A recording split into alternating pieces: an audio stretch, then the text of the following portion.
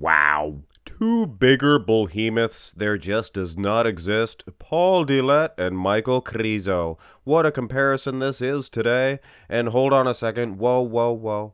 We're going to take a look at other versions than this 1993 version of Paul, so don't get your things in a bunch. Anyway, this is part of your fan-requested Friday lineup, and you guys, I like you guys. I love you guys at times, but you guys are crazy. You know that? You guys are crazy. The first video that was winning was Nick Walker versus Andrew Jack. I did that video. Before I even uploaded that video, Patrick Moore and Rafael Brandao, that was in the lead. And then when I woke up this morning, this matchup, this Paul Dillett versus Michal Krizo. So you guys, like I said, berserk. Just totally off your rockers. But this does make for a great matchup. Sizing, a little bit difficult. Paul is slightly taller. He is bending at the hips too, though. Look at the small little waistline on Paul and those huge big arms. But to be fair, this is the 94. Doesn't show the whole body. But you could use the other one for sizing. And he did get better from 93 to 94. His waistline looks more chiseled. I don't know if it's any smaller, but it looks more chiseled. And his arms, those are ridiculous. They are mountains, guys. And I'm sure 93, 94, there was no sights involved in these big arms. I'm not saying he never did use them at all, but wow, based on the arms alone, I mean, he's probably getting Krizo. But not more. It's more than that, guys. It's the midsection, that detail of Paul Dillett. One of the best midsections, guys, in all of bodybuilding. Here's the front lat spread. Then, slightly, and I don't want to say this, guys, because you guys get upset, but slightly narrow in the clavicle is Paul Dillett for his height. But his midsection is twice as narrow again. And you could see that in this comparison, guys. It's that small waistline that made Paul so monstrous. There was guys wider than him. There was, Nasser was probably wider, things of that nature. But this guy, his waistline alone. But, I mean, this is a front lat spread. And do we award Paul? This is a photo shoot, after all. 9 times out of 10, his front lat spread was never the prettiest shot. Krizo's okay. Go to the side chest. And this one here. This one I might be able to give to Krizo. This one here. The front lat spread, I'm sure some of you guys would have given to Krizo, but I don't know. He was not impressing me that much against this guy with the structure better than he. I mean, Paul's structure, he is incredible. But you look at the big man's chest, wheelbase. Krizo is crouching down a little bit too. And like I said, sizing, a little bit hard. Here's the side tricep.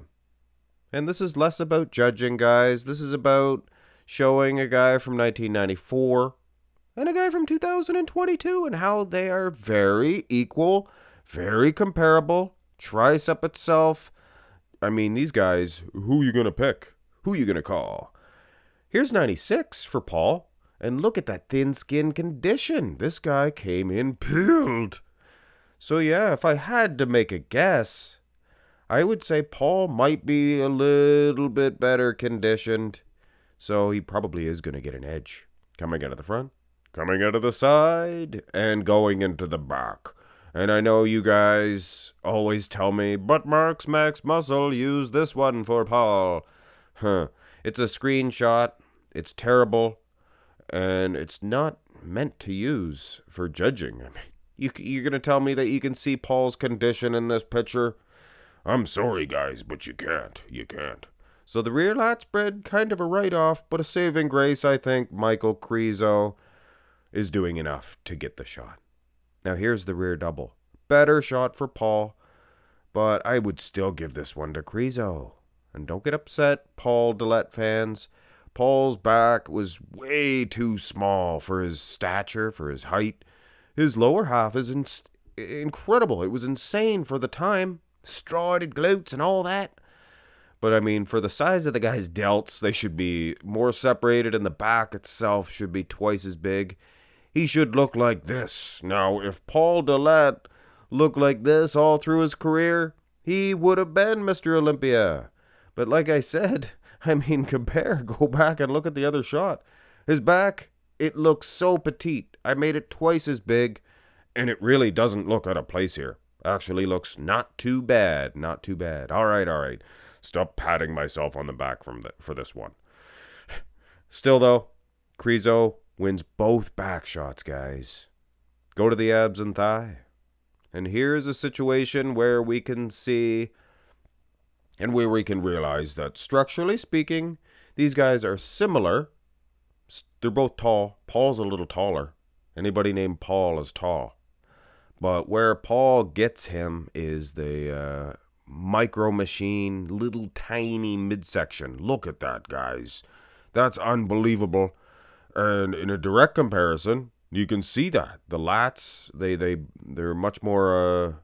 They create more of a V-taper.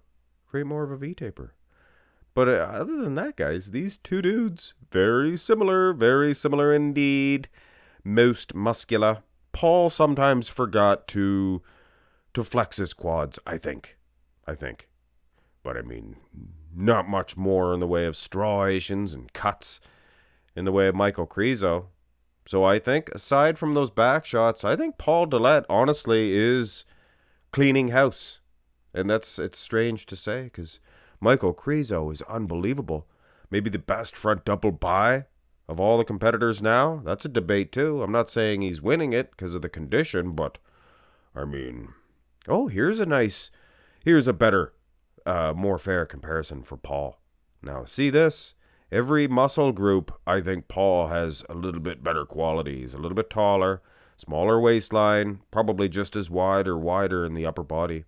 Maybe. Michal Krizo's pretty friggin' wide, too.